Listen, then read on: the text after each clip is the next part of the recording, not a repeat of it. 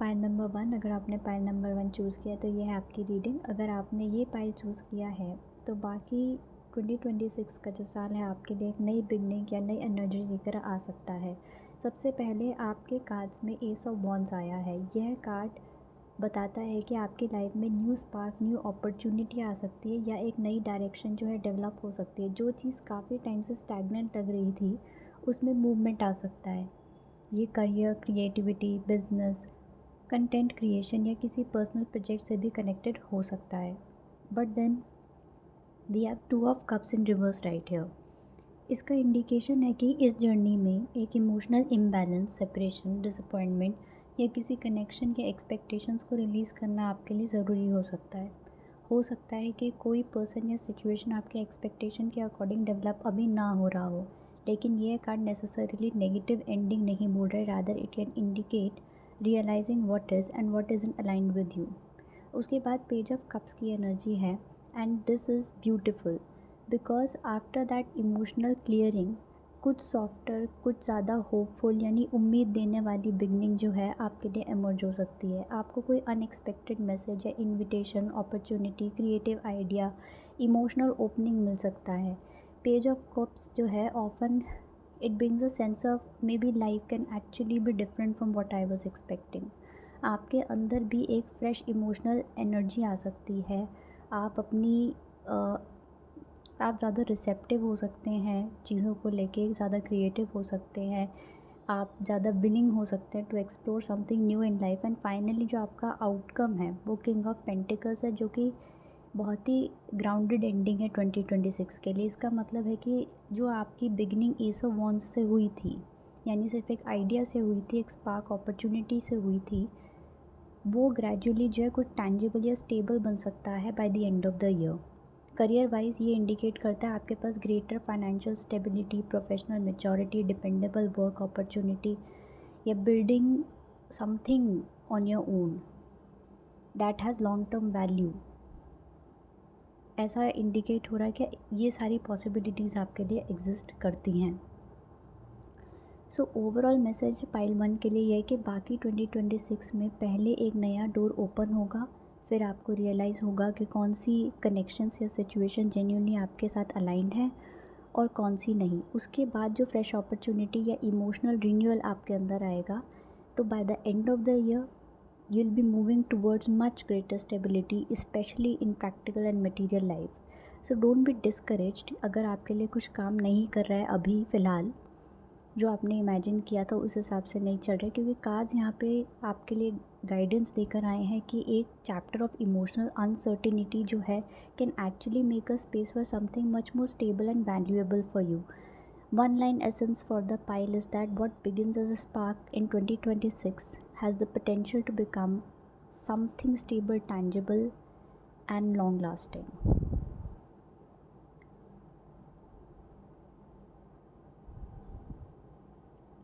Pile number 1.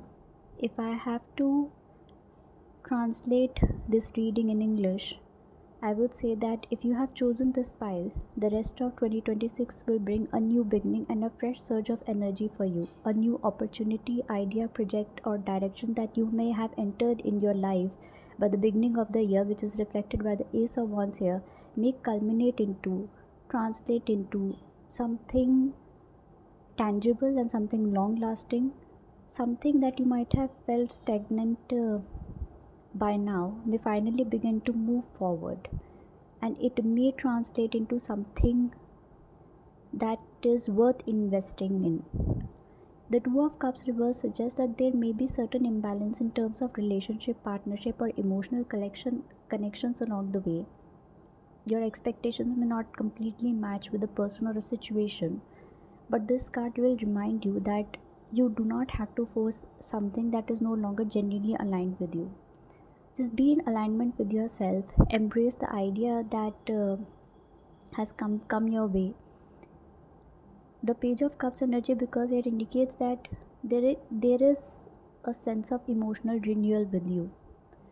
There could be an unexpected message, invitation, opportunity, or a creative idea coming your way. You may also be experiencing a fresh emotional energy within yourself, allowing you to look at life with curiosity and hope again. And finally, your reading ends with the King of Pentacles, which as I have earlier stated, is a very strong card for stability and material growth. Something that begins as a small spark with Ace of Wands will gradually develop into something tangible, stable, and long lasting. If this reading resonates with you, अगर ये reading आपके साथ resonate करती है, claim it. I would also love to listen to your comments in the comment section below. Until the next time, Radhe Radhe. Hello everyone. If all of you have chosen pile number 2, then this is your reading.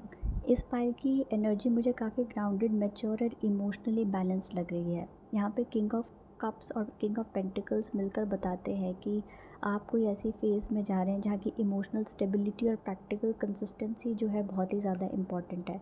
King of cups यहाँ पे कहता है कि आप emotions को deeply feel करते हैं, लेकिन अपने डिसीजंस को इमोशंस के हाथों में पूरी तरह न सौंपें. आप धीरे धीरे इमोशनली मैच्योर और शांत होने जा रहे हैं, और जिन सिचुएशन से पहले आपका पीस डिस्टर्ब होता था उन्हें अब ज़्यादा मैच्योरिटी से आप हैंडल कर पाएंगे. नाइट ऑफ पेंटिकल्स यहाँ पे बहुत स्लो लेकिन डिपेंडेबल प्रोग्रेस को दिखाता है. चीज़ें शायद ओवरनाइट आपके लिए ना हो, लेकिन जो भी हो आप बना रहे हैं उसमें स्टेबिलिटी या फिर लॉन्ग टर्म पोटेंशियल है. बस लगातार प्रयास करते रहिए और छोटे छोटे स्टेप्स लेते रहिए. अपने आप को अंडर एस्टिमेट मत करिए. 4 ऑफ वॉन्ड्स रिवर्स यहाँ पे बताता है कि अभी आपकी लाइफ में security, home, relationship, career, foundation या वास्तव में मैं कहाँ बिलोंग करता हूँ, इन एरियाज़ में कुछ इंस्टेबिलिटी या फिर इनकम्प्लीटनेस हो सकती है. पूरी स्टेबिलिटी आने से पहले कुछ चीज़ें जो आपको रीऑर्गेनाइज करने की ज़रूरत पड़ सकती है. और अंत में 4 ऑफ पेंटिकल्स जो है एक इम्पॉर्टेंट मैसेज देता है. किसी चीज़ को बहुत ही टाइटली पकड़ कर मत बैठिए. यह पैसा हो सकता है, कोई व्यक्ति, कोई सिचुएशन, कोई पुरानी सोच या फिर कुछ खो देने का डर. सिक्योरिटी ज़रूरी है, पर एक्सेसिव अटैचमेंट नई अपॉर्चुनिटीज़ को आने से रोक सकती हैं. आपकी जर्नी अभी धीरे धीरे लेकिन मजबूती से लाइफ बिल्ड करने की है. अपनी इमोशनल मैच्योरिटी को इंटैक्ट रखिए. आपकी ये सबसे बड़ी स्ट्रेंथ बन सकती है. किसी भी प्रोसेस को रश मत करिएगा, लेकिन सिर्फ फियर की वजह से किसी चीज़ को इग्नोर भी मत करिएगा. कोई सिचुएशन, अपॉर्चुनिटी आपके सामने आती है, आप डेलिब्रेट कीजिए, ड्यू डिलिजेंस ऑपरेट कीजिए, फिर उसके बाद कोई फ़ैसला लीजिए. जिस अपॉर्चुनिटी में आपको लगता है कि बहुत पर्पसफुल है, उस पर एक्ट ज़रूर कीजिएगा. अपनी फाउंडेशन को मजबूत रखिए, लेकिन नई पॉसिबिलिटीज़ के लिए भी जगह बनाइए. Pile number 2, if I have to translate this reading in English for you, here it goes. Pile number 2, this pile carries a very grounded and emotionally mature energy. The King of Cups, King of Pentacles suggests that you are moving towards a phase where emotional stability and practical consistency will become extremely important for you. The King of Cups says that learn to feel deeply, but without allowing your emotions to control your decisions. You may become more emotionally mature, calmer, and better at handling situations that had previously disturbed your peace. The Knight of Pentacles shows slow but dependable progress. Things may not happen overnight for you, but what you're building has the potential to be stable and long lasting. So keep working on it. The 4 of Wands reverse suggests that there may be still some instability, incompleteness around your sense of security, perhaps home, relationship, career, foundation, or an idea that you have been working on. So something may need to be reorganized before you can experience a sense of complete stability. And finally, the 4 of Pentacles says that be mindful of holding on too tightly, whether to money, person, situation, own beliefs, or a fear of losing what you already have. Security is important, but excessive attachment can prevent new opportunities from entering your life. So you are entering a period of slow, steady construction. Emotional maturity will be one of your greatest strengths. Don't rush the process, but also don't let fear make you cling to something that has already served its purpose. Build your stability, but leave some room for life to surprise you. I hope this reading resonated with you, and if it did, claim it. And until the next time, Radhe Radhe. Pile number 3, अगर आपने pile number 3 को choose किया है तो ये आपकी reading pile 3 के लिए ये रीडिंग एक ऐसे फेज़ को दिखा रही है जहाँ की क्लैरिटी धीरे धीरे कन्फ्यूजन को रिप्लेस करती हुई नज़र आ रही है। शुरुआत में आपको ऐसा ज़रूर लग सकता है कि चीज़ें आपकी इच्छा के अनुसार आगे नहीं बढ़ी आपके जीवन में या बार बार डिलेज़ आए हैं, लेकिन अंतिम में यहाँ पे 9 ऑफ पेंटिकल्स की एनर्जी बहुत ही सुंदर है। ये बताती है कि इस फेज़ का जो आउटकम है इंडिपेंडेंस है, सेल्फ वर्थ है, स्टेबिलिटी है और अपने दम पर सफलता हासिल करने की ऊर्जा है यहाँ पर। सबसे पहले जो हाई प्रीस्टेस रिवर्स है यहाँ पे, वो ये बताता है कि आपकी इंट्यूशन और आपकी बाहरी परिस्थितियों के बीच डिस्कनेक्शन हो सकता है। हो सकता है कि आप अंदर में किसी चीज़ को महसूस कर रहे हो, लेकिन ओवर थिंकिंग या फियर या दूसरों के ओपिनियंस या नैरेटिव्स के कारण उस इनर वॉइस को, अपनी अंतरात्मा की आवाज़ को आपने इग्नोर करा हो। इसीलिए अभी हर चीज़ का तुरंत आपको आंसर मिलने की कोशिश करना जो है वो छोड़कर अपने भीतर क्लैरिटी लेकर आनी है। इसके लिए आई वुड सजेस्ट कि मेडिटेशन एक बहुत ही अच्छा ऑप्शन है। So whenever you have time, do sit with your thoughts, meditation कीजिए, ध्यान कीजिए और अपने अंतरात्मा को टटोलिए कि एग्जैक्टली आप क्या चाहते हैं और उसी के बेसिस पर निर्णय लीजिए। यहाँ पे व्हील ऑफ फॉर्चून रिवर्स भी ये बताता है कि कुछ डिलेज़ या रिपीटेड पैटर्न्स आपकी लाइफ में आ सकते हैं। ऐसा लग सकता है कि टाइमिंग आपकी फेवर में नहीं चल रही है या फिर कोई सिचुएशन बार बार उसी चीज़ को पॉइंट पर वापस ले आती है जहाँ से आपने शुरुआत की थी, लेकिन इसे परमानेंट बैड लक की तरह मत लीजिए। ये कार्ड कई बार बताता है कि साइकिल बदलने से पहले हमें अपने कुछ पुराने पैटर्न्स को जो है पहचानना पड़ता है, छोड़ना पड़ता है। यहाँ पे 7 ऑफ कप्स की एनर्जी आपको बताती है कि आपके सामने कई पॉसिबिलिटीज़ या फिर चॉइसेस हो सकती हैं, अपॉर्चुनिटीज़ हो सकती है। प्रॉब्लम अपॉर्चुनिटीज़ की कमी की नहीं है, बल्कि हो सकता है कि आप उसमें चूज़ करने में डिले कर रहे हो या आपको मुश्किल आ रही है। कुछ ऑप्शंस केवल आपको अट्रैक्टिव दिखाई देते हैं, इसीलिए हर अपॉर्चुनिटी को तुरंत वास्तविक मानने के बजाय प्रैक्टिकली ज़रूर इवैल्यूएट करिए। Final outcome is 9 of pentacles energy, as I had already told you. और यहाँ रीडिंग बहुत ही सुंदर तरीके से कंक्लूड होती है। 9 ऑफ पेंटिकल्स क्योंकि यहाँ बताता है कि अंततः फोकस दूसरों पर निर्भर रहने के बजाय अपने पैरों पर खुद खड़े होने के ऊपर आप फोकस रखिए। यह करियर, फाइनेंसेस और पर्सनल कॉन्फिडेंस या ओवरऑल लाइफस्टाइल में इम्प्रूवमेंट का संकेत भी। यह एनर्जी कहती है कि मैंने अपने लिए जो बनाया है उसका आनंद मैं स्वयं लेने के लिए तैयार हूँ। तो उस तरीके की एनर्जी में आपको टैप इन करना है और उसके लिए जो आपको प्रयास करने हैं वो ज़रूर कीजिए। Pile number 3, if I have to translate this reading for you in English, here it is.